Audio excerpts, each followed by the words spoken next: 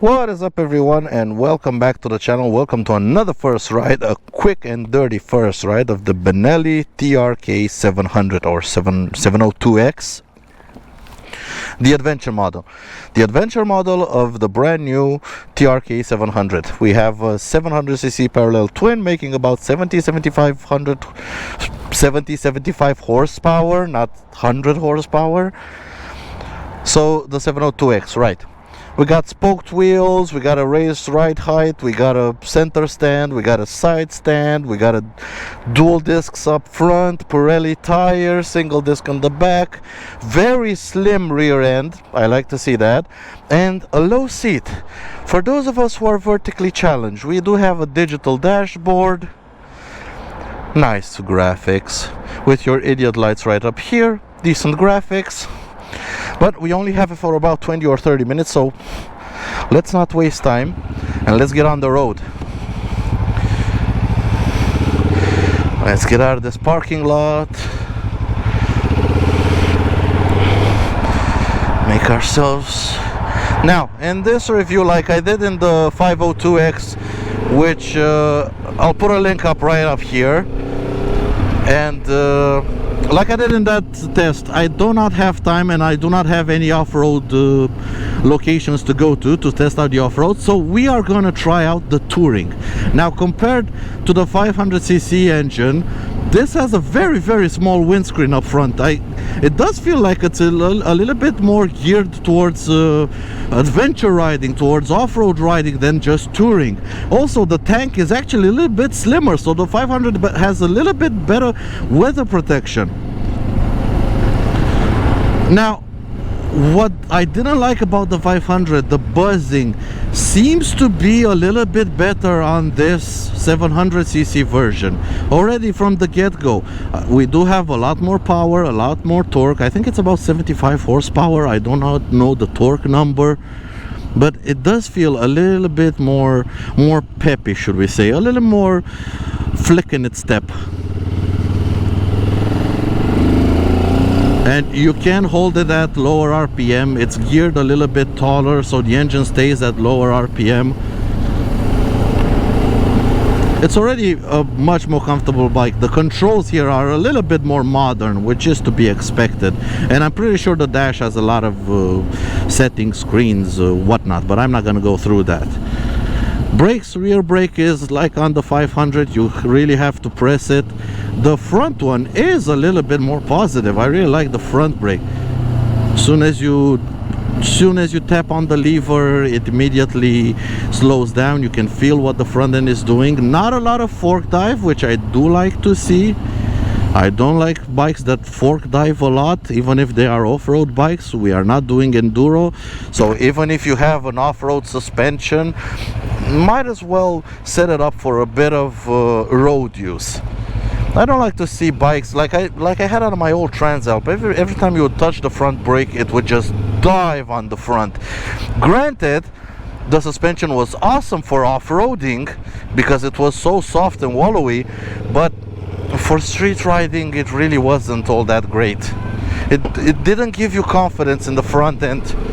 This and many modern adventure bikes that I have ridden do have that firmer front end and give you a little bit more feedback, give you a lot more confidence in the braking, and I really like to feel that.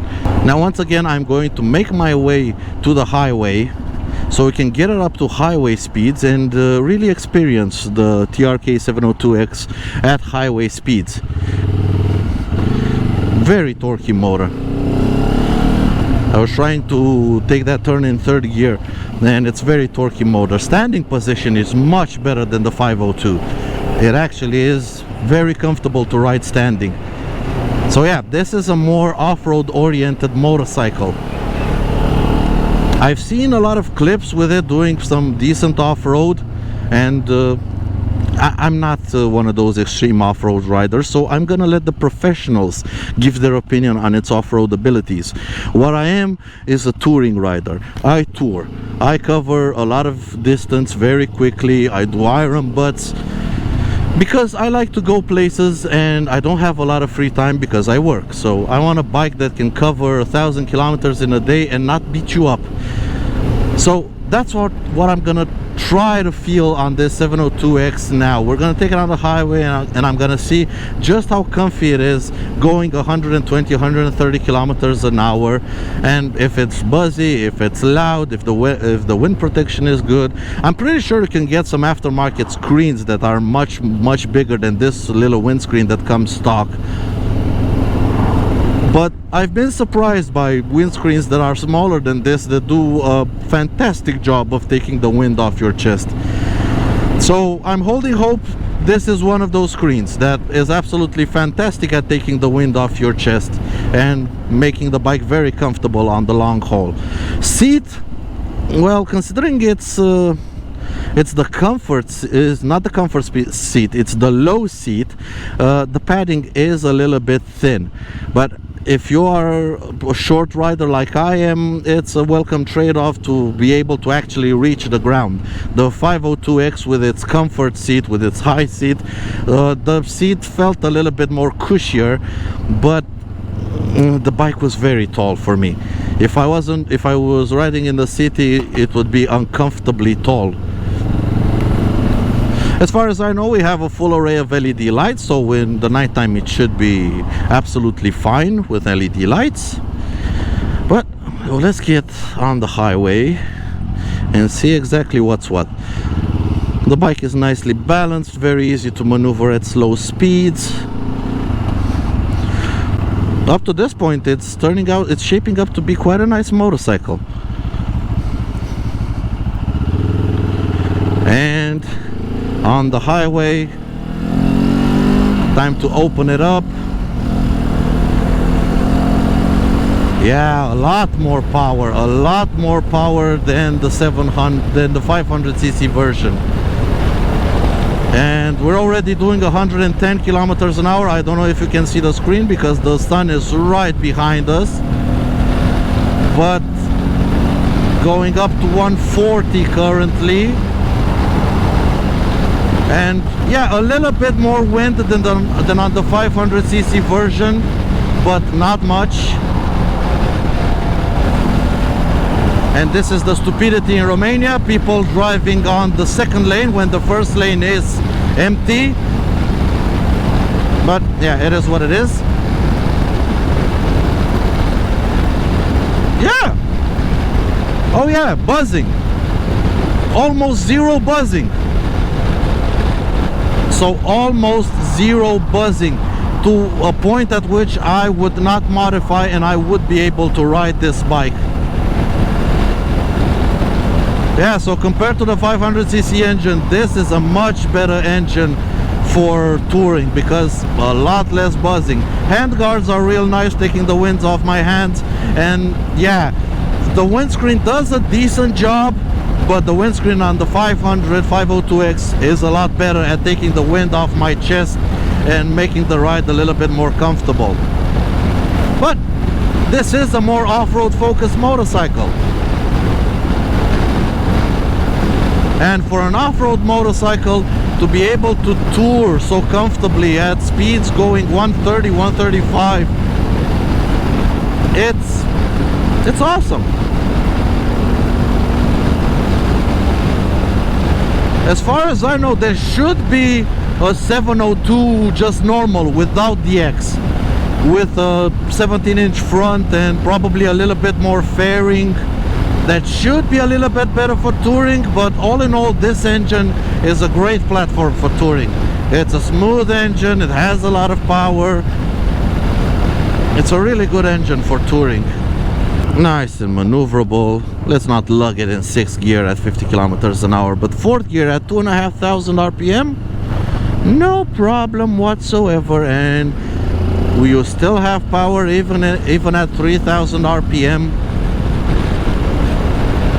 It's such an elastic engine, you can use so much of the power, and it does have a decent amount of torque down low. That's what I like in a touring bike. I want torque. I don't want to rev the engine out. I want to ride relaxed at lower RPM, 4,000 RPM. That's what I want from a bike that I want to tour on. Because the lower the RPM, the more comfortable it is, and the less it beats you up after hours and hours of riding. The clutch is nice and light, the gear shifts are slick and smooth, haven't missed a gear yet, neutral was easy to find.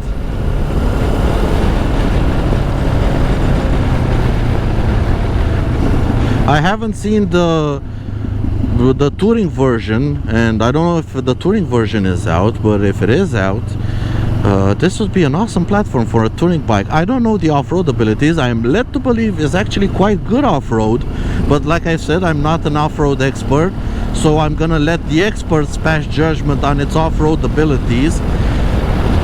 But for me, for what I know, from my experience of riding long distance, riding touring, riding highways, this is a comfortable touring bike for the highway.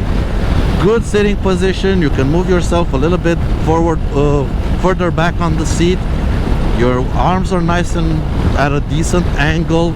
Yeah, what can I tell you? I like bike, and I like this bike. My only niggle is the same as the 502X. Tube tires on spoked wheels, but this being such an awesome touring platform, get the non-adventure model with the 17-inch front wheel that has cast wheels and tubeless tires, and all your problems are fixed. Honestly, as a touring bike, get the one without the spoked wheels and just ride the wheels off it, because it's an awesome touring bike. And if we open the tabs, we can see it does have quite a lot of power in reserve, up to 150, up to 160. We are cruising 160 kilometers an hour comfortably. I can do this all day if I'm in a hurry. Just hit the highway and do this all day, half throttle, holding 160 kilometers an hour. Or you can slow it down and just keep it at 120 at 5,000 RPM, and it's supremely comfortable. Yep, Benelli have finally done a good job. The 502 is a good bike because it's cheap, and the small niggles I have with them, it's something that you can live with. This is a good bike, full stop. This is a very good bike.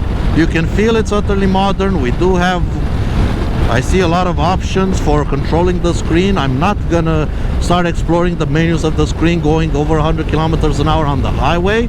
I'm not an idiot. There are enough videos of this bike where people explore all the options of the screen. I think Benelli has some kind of promotional material. I'm just here to feel how the bike feels. And I have to be honest, it feels awesome.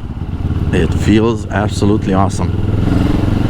I don't know the price exactly. I think it's about 8,000 euros, plus or minus. And it's not a bad price. Not a bad price for something like this. But again, I would go for the touring model for the simple fact that I do not like tubes in my tires, because I do not want to get stranded with a flat tire. But take away the tube type tires or the tube wheels on this particular example, and give me cast wheels with tubeless tires, and I have no issues or quarrels with it. I would have liked to have maybe a heated seat and some heated grips, but that's something you can add in the aftermarket. Or maybe Benelli can add them as an optional extra. I don't know. But for touring, especially winter touring or cold weather touring, some heated grips and a heated seat. But if you are handy, you can get a heated seat, one of those heated seat kits for 50 euros, and a pair of Oxford heated grips is 100 euros. So it's only about 150 euros and an afternoon's work to get them on.